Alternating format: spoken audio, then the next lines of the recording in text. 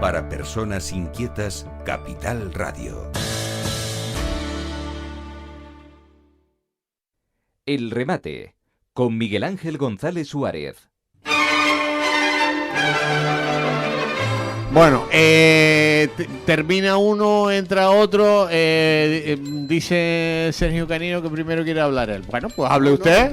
Quiero hacer una pregunta muy importante. No, pero acércate al micrófono. Le subimos un poquito el micrófono a ver, ¿ahora? Aprovechate que Juan Manuel es un lector y un oyente de los medios. Esa es la primera pregunta cuando tú te lo presentes. No, bueno, no hay nada que presentar porque Juan Manuel Fernández del Torco. Alonso. Alonso no sabía. Magistrado. Alonso de Lugo como la Oye, laguna. tuvo un éxito tremendo la entrevista de la última semana. ¿Ah, sí? ¿Lo has notado o no? Yo me dedico a otras cosas, no me dedico a controlarme lo que la gente... Sí. Mal. El único me he enterado que le gustó fue a mi antecesor en el uso de la palabra en este micrófono en la mañana de hoy. Sí. Es el único Te que pregunto, ¿sigues me las noticias de Venezuela? ¿Tienes familiares ahí? Ya no tengo familiares, tengo amigos. Y sigues las noticias, qué triste, ¿no? Las noticias son muy tristes y evidentemente demuestra que el régimen ni tenía previsto ni tampoco está desarrollando Yo lo creo que debido. Y el señor Trump, que debió haber aprovechado para justificar su protectorado, tampoco actuó. Ahí estoy de acuerdo contigo. Bueno, vamos a centrarnos en lo que habíamos venido a hablar. ¿Y de qué veníamos a hablar? Lo que veníamos, el otro día estuvimos hablando de la sentencia. Es un rebelde, de la sentencia de Ábalos, de Coldo, que yo creo que lo dejamos todo muy clarito. Y hoy vamos a hablar de lo que está ocurriendo con Zapatero. Por cierto, jurídicamente. La Real Económica subió a sus redes tu entrevista, sin tu permiso. Bueno. Todo lo que yo digo en el aire no es mío, es de la humanidad. Bueno, querido Juan Manuel, vamos con el tema Zapatero. Jurídicamente vamos a hablar sobre este tema. Jurídicamente es un tema muy interesante. ¿Por qué? Porque evidentemente desde un punto de vista técnico y abstracto, de la defensa, que es muy hábil, está planteando un primer cuestionamiento sobre el famoso volcado o no, que es la teoría que se llama del árbol de la fruta envenenada, que esto aparece consagrado en el artículo 11 de la Ley Orgánica del Poder Judicial, y es que si una prueba se obtiene de manera ilícita, ni lo que se obtiene es válido ni las consecuencias que él derive. ¿Por qué dice la defensa, por lo menos por lo que yo he podido inferir de los medios? Dice la defensa, sobre todo de medios técnicos, no me refiero a medios de comunicación. No, son técnicos de comunicación, pero serios, porque hay otros que son la jauría de un lado y otro para defender la secta de los miembros para que todos estemos contentos, tanto de un lado como de otro. ¿Qué dice? ¿Qué quiere decir? Que ese volcado que hicieron en Norteamérica se tiene que rechazar. Es verdad que en Europa sí hay una normativa. En Europa sí nos dicen cómo se tiene que plantear ese volcado. Si fuera cierto que las denuncias proceden de Francia contra Zapatero y no, como se ha dicho, o como parece inferirse, aunque se diga, de Estados Unidos, nos tendríamos que acudir al ámbito europeo. Y en el ámbito europeo nos exigen que se cumplan con unas determinadas garantías. Vale, eso es un punto. En Norteamérica no tenemos en Estados Unidos un mismo régimen jurídico y entonces tendríamos que operar con lo que se llama en el derecho internacional penal el principio de la reciprocidad. Hay un precedente en España que fue una estafa realizado por un particular que el volcado, sin la autorización, porque en Norteamérica no se requiere autorización judicial, fue válida para condenar. Esto que quede claro. Hay otro sector que mantiene que debería de primar, por razones de derecho de garantía procesales, debería primar la intervención del juez. ¿Qué creo yo? Pues me voy a mojar.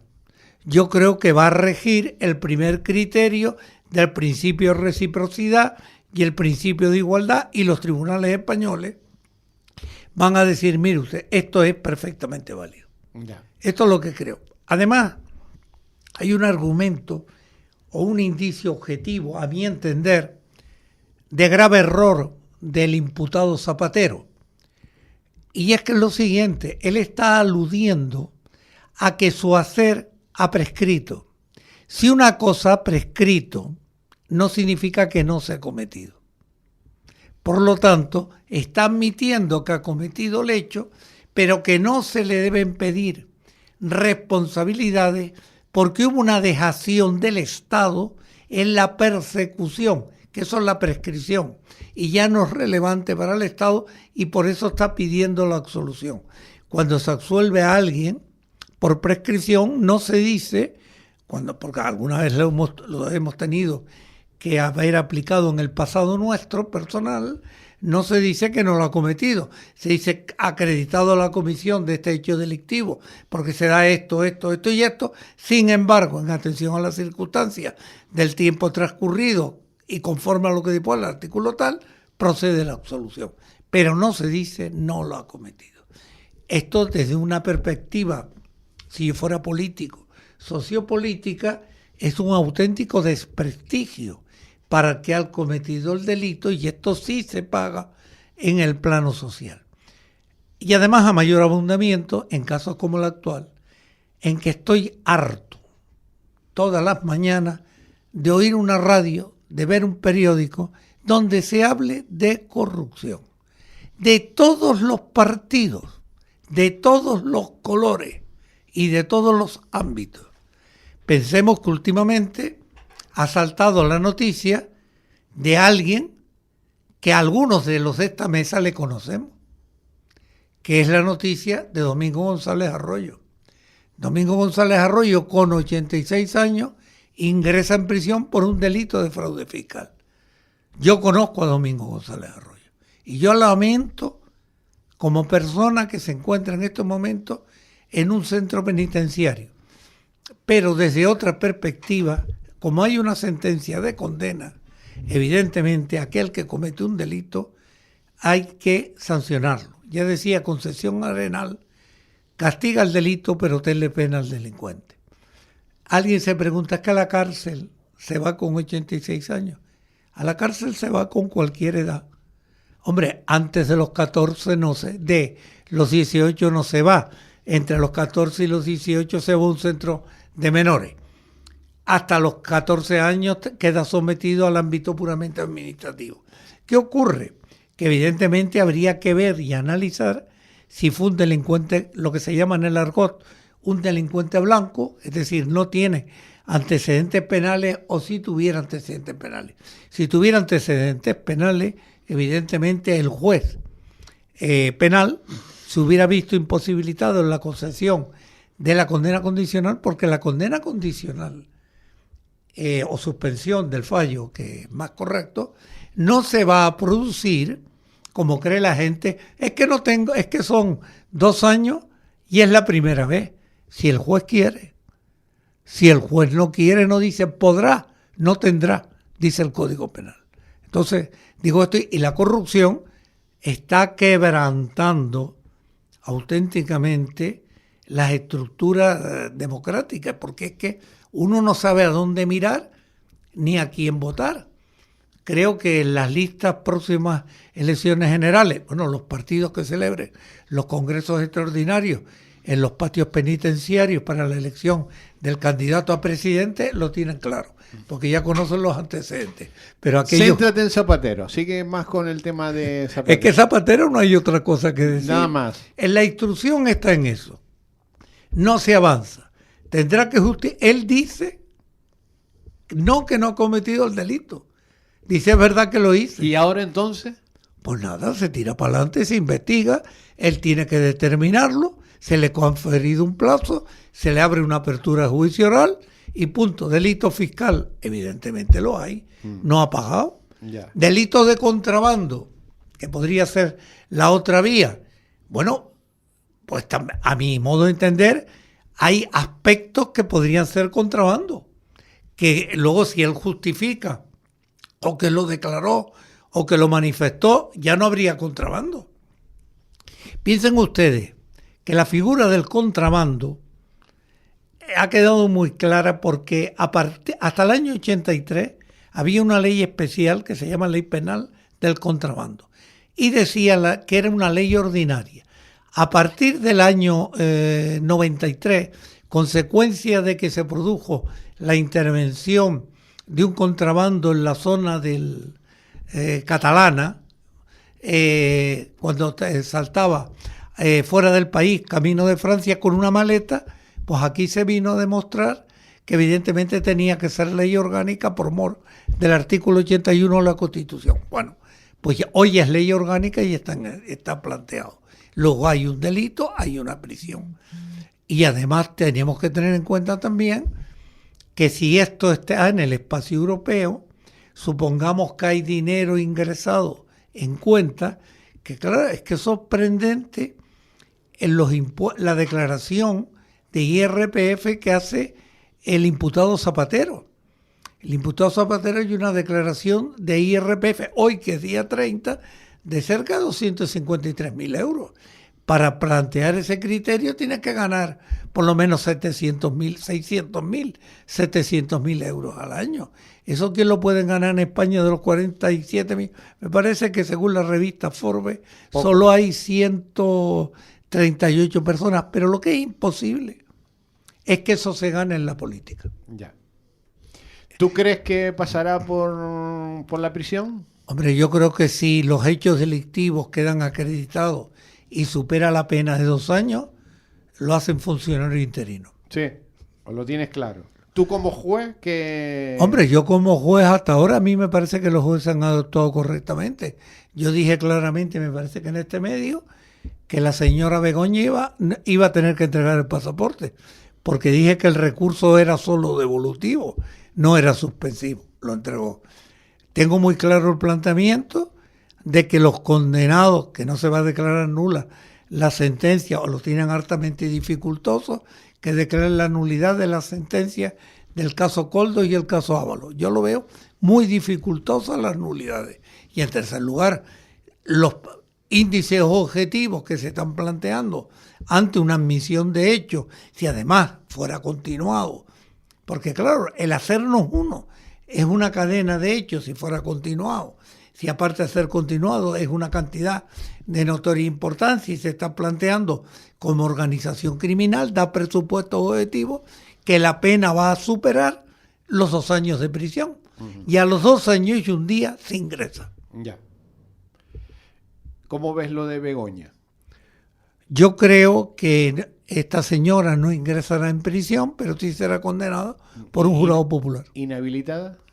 Posiblemente le declaren la inhabilidad poco, porque ella es una particular, pero evidentemente sí la va a condenar un jurado popular. La va a condenar. Sí, el jurado popular, por eso yo creo que ese es el terror que puede tener si yo fuera abogado. Si fuera su abogado yo tendría un terror terrible de sentarme ante un jurado popular. Porque la gente ahí se influye, igual que en lo técnico, influyen una serie de aspectos, de principios, de criterios, de posibilidades, de la personalidad, de la concurrencia, de circunstancias, y todo eso valora al juez en la frialdad de la campana de cristal, de la campana de Gauss, en que uno se mete para dictar sentencia, que eres solo tú y el papel, y tu conciencia. En el caso del jurado popular, no entra el tecnicismo. El jurado popular solo dice culpable o inocente. Y la gente va a decir, hombre, evidentemente, y no va a ser un problema ideológico, va a ser un problema del sentir social, porque ha habido un error claro y manifiesto, a mi entender, de la clase política entrando en tromba contra el Poder Judicial. Ha sido un error de cálculo claro y manifiesto. Y ahora vendrá la sentencia del imputado de Badajoz. Posteriormente seguiremos con el imputado de Las Joyas. El caso del secretario general con su nueva novela diciendo que acaba de sacar, etcétera, etcétera. Pero en el fondo lo que hay es como una reacción de la clase política yo creo que de toda la clase política, porque por otro lado también se ataca a la clase política contra el Poder Judicial, contra los jueces. No se les ve como funcionarios objetivos e imparciales. Y voy a decir una cosa, y yo no sé, nunca he presumido, ni en política cuando estuve, era un hombre de partido serio y sérrimo de lo que dice el Duce, hay que cumplir con lo que dice el Duce, yo era un tío crítico, lo soy, hasta el extremo que el día que me muera, San Pedro se la tendrá que ver a la entrada, me tendrá que explicar mis derechos y mis deberes, aunque me mandará a otro lado, pero hay que tener una cosa clara, el criterio es que los jueces cuando se sientan y se han puesto la toga, se olvidan de su ideología. Piensan evidentemente en lo que la norma dice. Prima, tanto un juez de derecha o de tendencia de derecha, como un juez de tendencia de izquierda, de tendencia de centro medio pensionista. Cuando se sienta a poner la sentencia, es el juez y el papel, y su conciencia. Y no se olviden de otra cosa, que esto afectaría al caso de Begoña Gómez. El artículo 741 de la Ley de Enjuiciamiento Criminal dice que un juez puede condenar sobre la base de indicios, aunque no haya prueba, siempre que lo justifique y siempre que para él y en su conciencia quede acreditado. El hermano del presidente estará a punto de la sentencia. Las sentencias están tardando mes y pico, saldrá ahora. Le darán al señor el verano. Sí, le darán el verano. Sí, él no ingresará en prisión porque tiene derecho a recurrir. Un error que cometieron Coldo y el imputado Ábalos, tiene derecho a recurrir. Si hubiera estado en la Audiencia Nacional, hubiera recurrido al Supremo. Este señor tiene derecho a recurrir a la audiencia. Y si hay una infracción de norma penal sustantiva, puede incluso recurrir al Supremo. ¿Tú crees que le va a caer prisión? De los actos que se infiere, olvidémonos de los planteamientos de exabruptos de alguna acusación particular.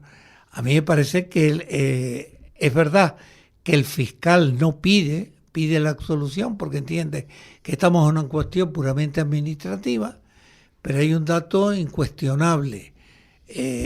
Cobró, y no cobró un solo mes, cobró reiteradamente. Tuvo que tomar posesión. Luego era consciente de que se le daba el cargo. Yo hablo de indicios, de datos objetivos que han quedado acreditados. Bueno, pues si ¿cuándo renuncia? No renuncia a priori, renuncia a posteriori. Y después del burro muerto la se va al rabo. O después del conejo ido palos a la madriguera. Bueno, cuando ya ve que me puede pasar, entonces me voy. Bueno, ¿y qué ha hecho usted? Usted ha donado ese dinero, usted lo va a devolver. Es que los indicios son los indicios. Ya. Yo posiblemente, si no hubiera mediado, estuviera en el tribunal. Bueno, hubiera sido fiscal, evidentemente, posiblemente le hubiera acusado. Y si fuera juez con estos criterios, si se me argumenta que no está justificado de la parte contraria, nadie está por encima de la ley.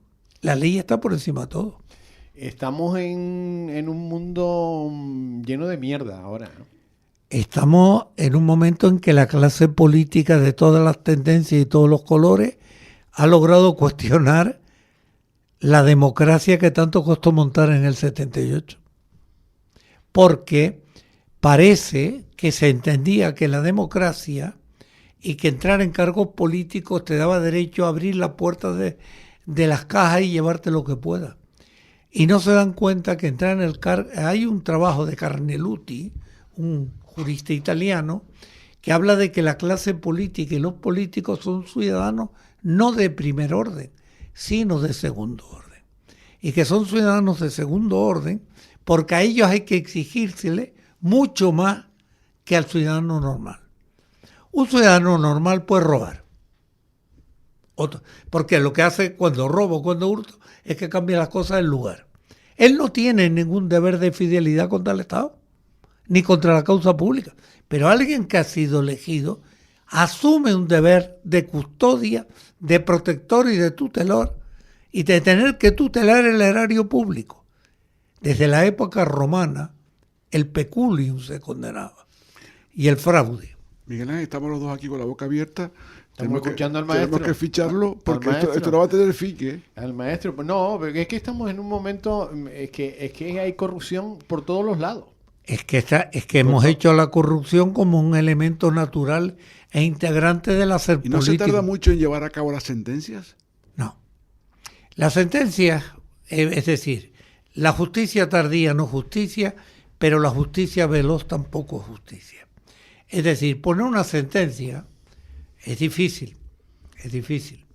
El que tiene que poner una sentencia y la soledad del día de la redacción, aquel que por profesión lo hace, también le cuesta. Porque tienes que aclarar y tienes que estar seguro. Más vale un culpable en la calle que un inocente en la cárcel. Eso es verdad. Eso lo dice un viejo aforismo y en caso de duda, eso se llama el indubio pro reo, favorable al reo. Pero claro, yo siempre, en mi hacer, yo tenía fama de hombre duro, decían, pero justo, porque como hubiera prueba, no te escapaba. Y te ponía la pena en la extensión que me fuera factible. Pero si tenía dudas, absolvía. Eso fue el criterio. Yo nunca sentí presión de nadie. Y mira que yo había... Pero a ese nivel tiene que haber muchas presiones. No creo. Los jueces están curados de espanto. Los jueces están curados de espanto. Es verdad que para llegar al Tribunal Supremo hay que tener apoyo. Hay que tener currículum, pero también hay que tener apoyo. Contacto. Pero bueno, también hay que tener contacto para poder llegar a ser presidente de cualquier cosa, porque están las guerras de las asociaciones. O para llegar a ser presidente, para que vean que meto también contra mí, para haber podido ser presidente del Consejo Consultivo, tuve que tener contacto. Y gente que me apoyara inicialmente. Que luego ya yo hiciera lo que fuera, correcto o no correcto. Bueno, eso la historia lo dirá. Pero el juez tiene algo más. El juez es temeroso con su conciencia. Aunque parezca que no, ¿eh? Porque tú tienes que poner, cuando tú pones prisión, yo recuerdo, yo puse una sentencia muy dura. Puse 43 años de prisión. La firmé así. Fue una ponencia mía y fueron votadas por unanimidad y yo redacté 43 años de prisión. Yo esa noche, mientras redactaba la sentencia, estuve toda la noche escribiendo y me paraba y tenía que repensar. Era una cosa escabrosa, no era una tontería, pero tenía que pensar qué estaba haciendo. Y tenía que verlo. Y también he acusado, en mi etapa de fiscal o de abogado acusador, he pedido penas largas. He pedido hasta 25 años de prisión. Y siempre reflexionaba antes de pedirla. Porque el que tienes enfrente, el delincuente no tiene cuernos y rabos, ni está echando fuego como un dragón por la boca. Es un ser humano que se parece contigo. Y tú te tienes, decía un penalista, tarde, un juez francés, que tú te tienes que poner en el lugar cuando juzgas del que tienes en el banquillo y decir, yo habría hecho lo mismo. Y si la respuesta era sí, plantéate lo que dice, pero si la respuesta yo nunca lo hubiera hecho, pues estaba clarísimo lo que tenías que responder. Estos son el problema de la conciencia del sujeto, ¿no? Bueno, estamos en tiempos complicados, tiempos muy complicados. Yo creo que estamos en tiempos muy complicados porque al ciudadano, primero, no se le permite que se pronuncie. No se quiere que se pronuncie el ciudadano. Ayer estaba viendo yo un tema y me daba cuenta de que un político como Adolfo Suárez presentó una moción de confianza, la ganó y luego dimitió porque el Estado estaba por encima de él. Eso hay que recordarlo, porque eso es reconocer y admitir la democracia. Y Adolfo Suárez era un hombre que venía del régimen franquista. Bueno, pues aquellos que se educaron fuertes de las tendencias del régimen deberían de plantearse que nadie es imprescindible. Los salvadores de la patria son los autócratas que imponen miedo y coacción. Ver un comité federal de un partido donde está lleno de corrupción, donde no se presentan unos presupuestos y todavía se dice, voy a continuar y continuaremos. Amenazando que van a seguir. Es que recuerdas, y lo voy a decir, esto puede parecer un chiste, coña. La cena con Francisco Franco fueron unas instrucciones estupendas cuando lo sacaron del Valle de los Caídos. Nos fuimos a cenar los dos y le dijo, tienes que hacer esto, esto y esto. Y lo hizo. Para eso sacamos a Franco, para volverlo a reproducir. Esto lo planteo. Bueno, se nos acabó el tiempo, Pues Sergio. sí, Se como nos no acabó. tomo Voló. nota, como no te tienes que volver. Voló. Esto- ¿Cuándo te vas al Hierro? Yo me voy al Hierro el día 16. Ah, bueno, todavía tiene tiempo. no. Todavía hay tiempo. Todavía hay tiempo. Vamos al Hierro con los micrófonos, no te Bueno, preocupes. Sergio, gracias. Nada, por favor. Juan Manuel, Gracias a gracias por tus lecciones magistrales. No son lecciones magistrales, son reflexiones de índole puramente personal. Ya, Y yo soy el único responsable de lo que he dicho. un abrazo muy fuerte. Gracias. El remate con Miguel Ángel González Suárez. Capital Radio.